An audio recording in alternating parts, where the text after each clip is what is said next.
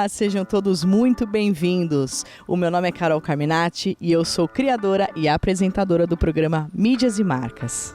E aqui é o lugar ideal se você empreende e quer construir a comunicação do seu negócio com personalidade e estratégia. Porque além das dicas e estratégias na visão de uma consultora de conteúdo, você também fica sabendo de tudo que acontece no mundo das mídias digitais. Então bora saber o que está acontecendo de mais quente no mercado? Vamos para o nosso Giro de Notícias.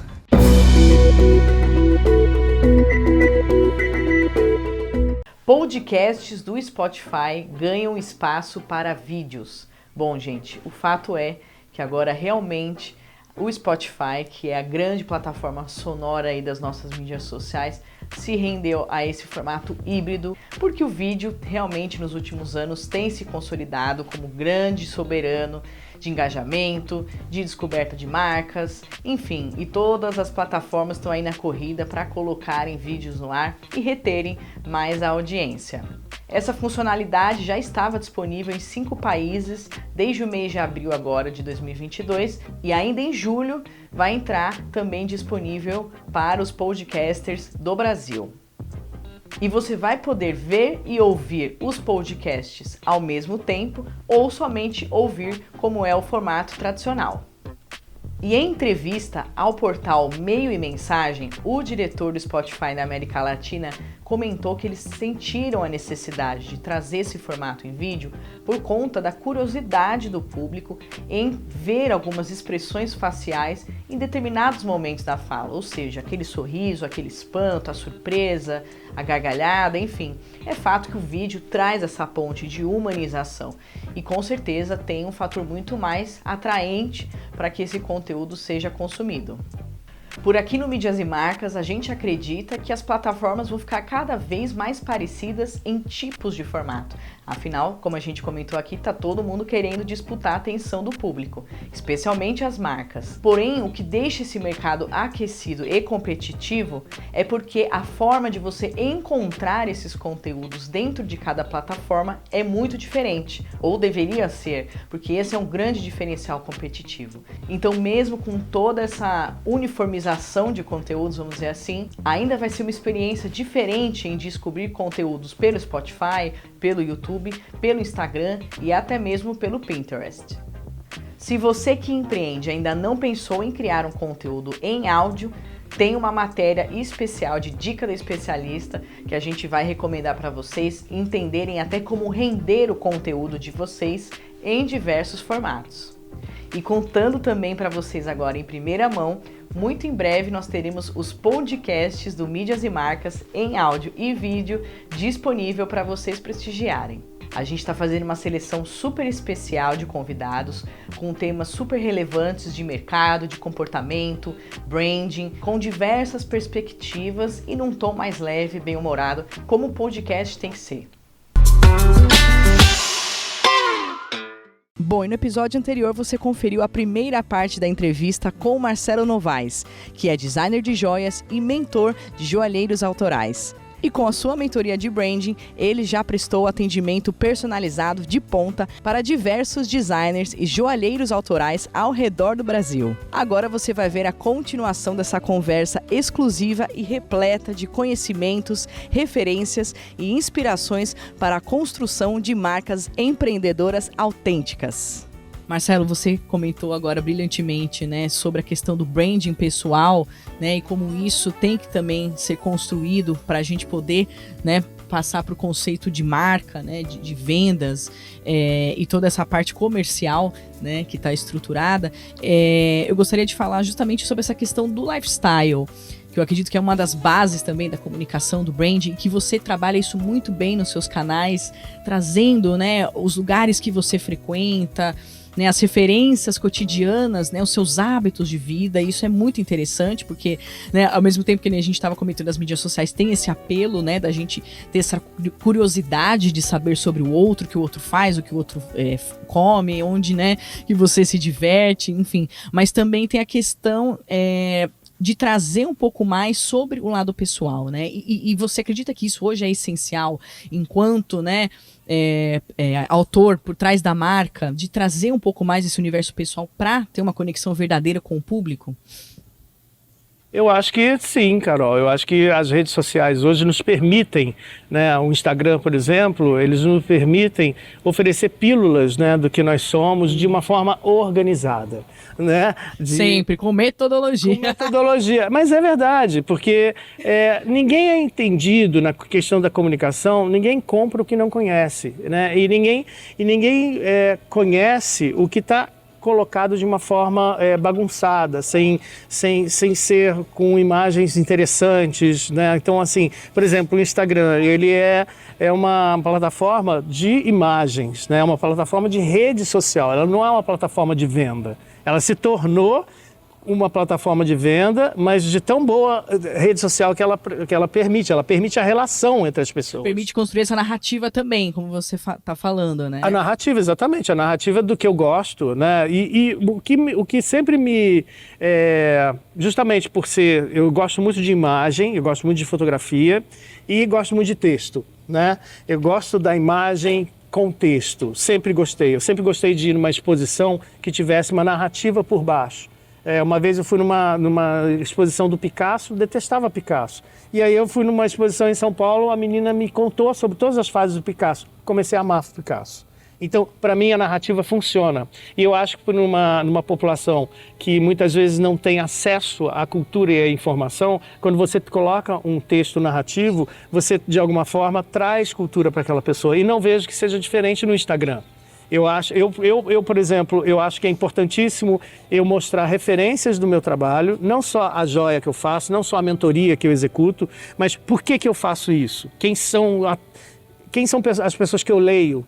Quais são os filmes que eu vejo? Quais são os lugares que eu visito? Os museus que eu frequento? E que me permitem chegar nesse lugar de filosofia para eu criar tanto as minhas joias quanto as minhas mentorias. E aí sim, eu acho que essa informação é relevante. Porque de alguma forma eu estou dando o caminho das pedras para essas pessoas. Eu não estou somente dando peixe, que é a minha mentoria e a minha joia. Mas eu estou colocando para a pessoa a possibilidade dela ir naquele museu que me tocou, para eu fazer determinada joia. Então eu estou convidando ela para passar no portal desse conhecimento, ela experimentar isso. Né? Então eu acho que os influenciadores, as pessoas, as empresas que conseguem colocar esse conteúdo e convidar as pessoas para experimentar coisas positivas, que esse é o viés do meu trabalho, eu trabalho com positivo, né? Em todos os sentidos. Eu não me interessa o negativo é muito fácil de apontar. Me interessa a solução, sempre fui assim. Talvez por isso que eu trabalho com branding. Branding, ele aponta as soluções do mundo e não a negatividade, que existe, mas não sou o melhor personagem para falar sobre o negativo. Então, por isso que o positivo, para mim, eu acho que essa questão, né? Mas o que eu posto? Né? Poste aquilo que vai realmente levar a sua audiência para um lugar de cultura, de reflexão, de sensações boas. Bons hábitos. Bons hábitos. É exatamente isso, né? Uma gastronomia, um prato bacana, né? Mas assim, seja que ele possa, por exemplo, traduzir por que você está comendo aquilo, né? Quem foi que fez? Então, eu uso muito o meu trabalho, Carol, também como plataforma de divulgação de outros trabalhos autorais. Isso para mim é fundamental, está cada vez mais forte no meu trabalho. Eu pontuar, por exemplo, eu vou num restaurante que eu acho atendimento maravilhoso e tal, eu posto aquilo para incentivar o trabalho daquelas pessoas. Né? E cada vez mais eu acho que nós temos que nos sentir como influenciadores que somos. Eu, você, todos somos influenciadores para o seu nicho de seguidor. Então, se você está ajudando você mesmo, coloque eu acho muito legal isso. A plataforma das redes sociais permite você trazer outros para dentro da sua plataforma. E você ser a voz para essas pessoas que talvez não tenham uma comunicação tão alinhada. Né? Então é o que você está fazendo comigo aqui. Ah, maravilhoso.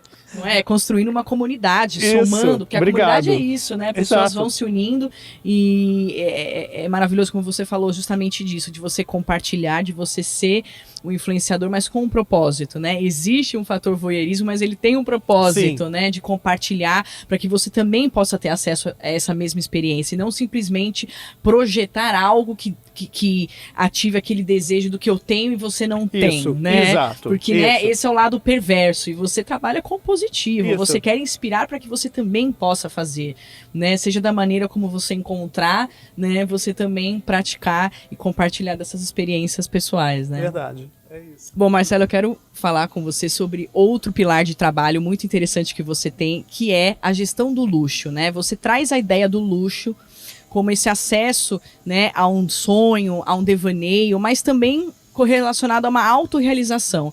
E eu queria saber como é que você traz esse trabalho, né, agora, também para os seus alunos, para os seus mentorados, e como é que você enxerga esse acesso, né, de luxo para o público, né? Quais são as ferramentas, quais são os canais onde atualmente também é possível trabalhar o luxo e levar isso, né, tanto no online quanto no offline? Carol, o luxo, né, ele nunca foi uma questão tão importante. Essa palavra também, luxo, para mim, né? Eu sempre trabalhei com coisas bacanas, com coisas boas, com coisas bem feitas, né? Com joias bem feitas, com pessoas bacanas, com pessoas confiáveis, pessoas que têm ética, transparência. Então, isso para mim é um luxo, né? Então, assim, eu sempre trabalhei cercado dessas coisas. Então, para mim, o luxo ele vem muito por aí. Porque a ideia do luxo também, ele passa uma certa distância, um distanciamento, uma exclusividade, uma raridade, uma padronização também que não pode sair da caixa, né? Porque senão deixa de ser luxo. E eu não penso dessa maneira, eu penso no novo luxo, né? O novo luxo que é esse que a gente está falando, né? Que é o luxo da autoria, é o luxo de você assumir quem você é. E você colocar isso para esse universo aonde você transita e de uma forma doce, suave, mas firme, né? Entendendo muito bem esses pontos que a gente vem falando.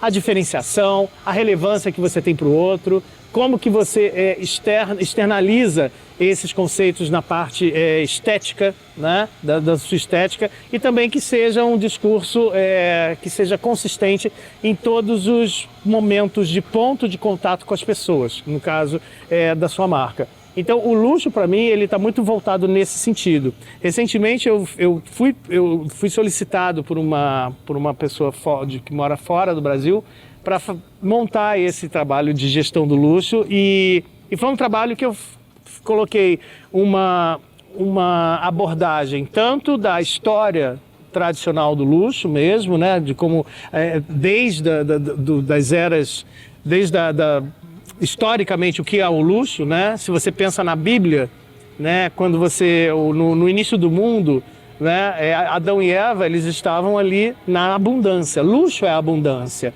luxo é felicidade. Então, se pensarmos por aí, filósofos defendem que luxo é isso, né? É a questão da abundância, é a questão também do ser humano não se limitar, por exemplo, a comer com as mãos. Por que foram criadas as cerâmicas? O garfo e a faca, os instrumentos, né? Então, que transcendem a utilidade de alguma coisa, né? Ou seja, que adotam também a beleza para a estética, né? A estética, hoje em dia, ela não é um luxo, né? Ela é um motivo, muitas vezes, de quando você está triste, você vai no museu, você vê uma pintura bacana, aquilo te transforma. Eu trabalhei sempre com joias, e joias para mim nunca foram supérfluo. Sempre transformaram, porque são elementos poderosos, pequenos, mas que quando colocados sobre o corpo humano, trazem memórias, trazem pertencimento, trazem proteção, símbolos que são imemoriais para o homem, né? Então o luxo para mim mora nesse lugar. Então eu acredito que hoje o luxo verdadeiro é você ter essa possibilidade de tocar o outro de uma forma muito mais acessível. Claro que manteremos sempre a questão do mistério. A questão existe o luxo preconiza a questão do mistério, do não muito entendido. Isso vai continuar, né? E o não muito entendido, um pouco misterioso, está dentro daquilo que a gente falou antes, que é a intuição. A minha intuição vai ser sempre minha, não vai ser sua. Então não se preocupe. Não se preocupe que você vai ter sempre um mistério muito luxuoso dentro de você para você externar para o mundo, né? E outra coisa que é muito legal, não se preocupe, isso não é copiável. Nesse mundo que a gente está, né, da cópia e de tudo ser refeito, você pode refazer referências, você pode olhar para referências e fazer o seu, mas cópia tem validade, né? Então é muito mais legal você estar colocando para o mundo o que você é do que outra coisa, né? Então eu acho que esse é o luxo novo que eu acredito e que eu procuro passar, né, para os meus mentorados e que eu procuro também passar nos meus trabalhos. Incrível, é uma definição incrível e exatamente, eu acho que você descoloniza, deshierarquiza, se é que existe também, né? Porque é isso, né? Sempre foi, né, o luxo em si como essa ferramenta de um distanciamento e é isso que a gente está querendo o oposto, a gente está querendo conectar. Exato. Então o luxo fala desses sentimentos comuns que você pode ter, que eu posso ter, a gente pode compartilhar, né? Então essa definição realmente quebra todos esses paradigmas, porque fala desse cultivo, né, de qualidades que são inerentes a nós, que são imemoriais, ou seja, faz parte da nossa existência como ela é, né, da nossa essência, da nossa necessidade de criar e compartilhar também esses códigos, né, e como isso reverbera em todos nós, né, enquanto seres é o que traz, eu acho que mais sentido para nossa existência, né.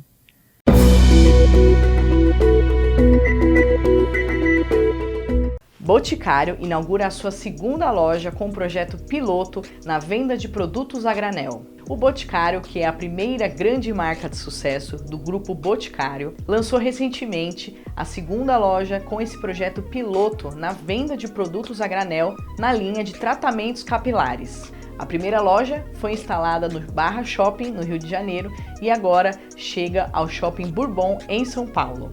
De acordo com o site Mercado e Consumo, a marca tem o intuito de inovar e ampliar essa iniciativa como uma forma de trazer, ao mesmo tempo, economia na compra e sustentabilidade, além de dar um certo poder de autonomia aos consumidores. Foi informado que a economia final nesse modelo de compra de produtos a granel chega até 23%, além da marca também ter uma política na devolução dos frascos que são 100% recicláveis. A gente sabe que as marcas têm adotado cada vez mais iniciativas para fortalecer o nome, o valor da marca, principalmente em ações voltadas à sustentabilidade. Mas além desse fato, a gente aqui do Mídias e Marcas também identifica que essas marcas maiores vêm se inspirando muito nas estratégias, no modelo de negócios empreendedores. Afinal, hoje tem um verdadeiro boom desses cosméticos feitos por marcas empreendedoras e também com esse pensamento sustentável de produtos a granel, onde você consegue ter um maior controle realmente do que você está consumindo e até a oportunidade de experimentar novos produtos sem ter que comprar uma grande quantidade. Bom, mas o fato é que o Boticário sempre foi uma marca muito à frente de seus concorrentes no mercado da beleza.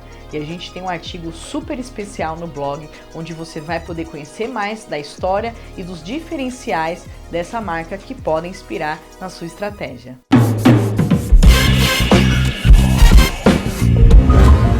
Como inserir uma alma autoral no seu negócio? Aproveitando o frescor das ideias e os insights incríveis que a gente teve na conversa com o querido Marcelo Novaes, nós trouxemos para vocês algumas dicas extras para você fomentar a alma autoral e a autenticidade na sua marca. Antes de mais nada, invista em autoconhecimento. Afinal, somente quando nos conhecemos em plenitude, temos narrativa e, por consequência, recursos, ferramentas e referências para inserir quem somos nos negócios. O empreendedor tem por característica criar negócios a partir de suas histórias e paixões. Então, a marca pessoal é importante de ser levada em consideração. Além do autoconhecimento, é importante entender a forma que você se comunica. Com isso, você conseguirá construir um formato único de linguagem e comunicação.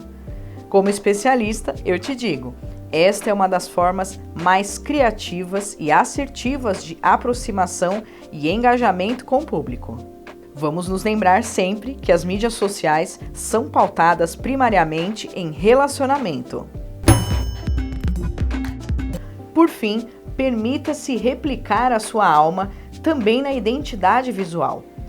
Aproveite-se de cores, formas, texturas, iconografias que conversem e expressem com a sua história, a essência e as suas verdades. São infinitas as possibilidades de formato, uma vez que você tenha disposição a criar novas oportunidades.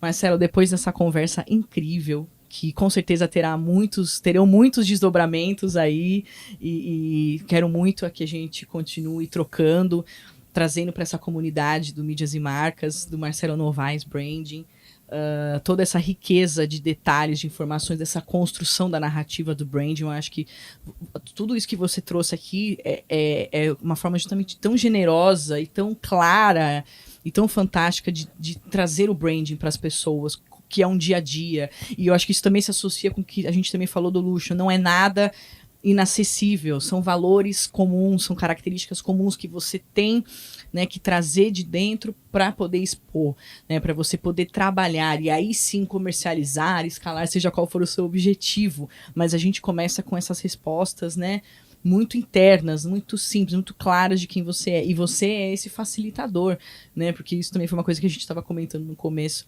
que nem todo mundo tem exatamente esses recursos internos para dar o primeiro passo. Então, por isso a importância de um mentorado com tantos anos de experiência, como eu falei, nesses âmbitos, né, de trabalhar à frente, de trabalhar por trás da marca, de trabalhar junto da marca, ali lado a lado, como é o caso dos mentorados, né, que você tem um trabalho fantástico, que você, até, além de toda essa estrutura da marca, você também possibilita para eles também criarem essas técnicas de apresentação, de falarem do seu trabalho, né, que é maravilhoso.